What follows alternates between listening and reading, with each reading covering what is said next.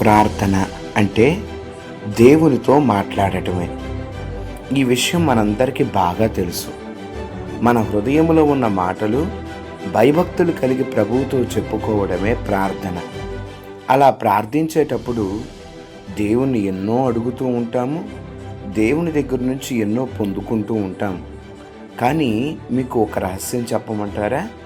మన ప్రార్థన దేవుని దగ్గర మరింత ప్రభావవంతంగా ఉండాలి అంటే మన ప్రార్థనలో వాక్యాన్ని ఎత్తిపెట్టి ప్రార్థన చేయడం నేర్చుకోవాలి.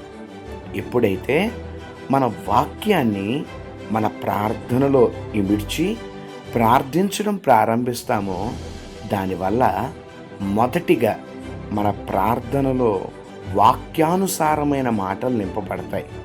రెండవదిగా దేవుడు మనకు చేసిన వాగ్దానాలన్నీ ఆయన వాక్యములో నుండి మరలా ఆయనకు జ్ఞాపకం చేయగలుగుతాం. మూడవదిగా ప్రభువు సన్నిధిలో మన వాక్యానుసారమైన జ్ఞానం అభివృద్ధి చెందుతుంది. అందుకే ఒక క్రైస్తవుడు వాక్యాన్ని చదవాలి, ప్రార్థన చేయాలి.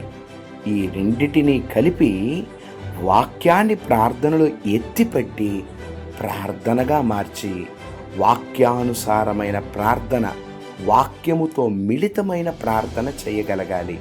అప్పుడు ఆ ప్రార్థన చాలా అద్భుతంగా ప్రభు సన్నిధిలో సువాసనగా చేరుతుంది.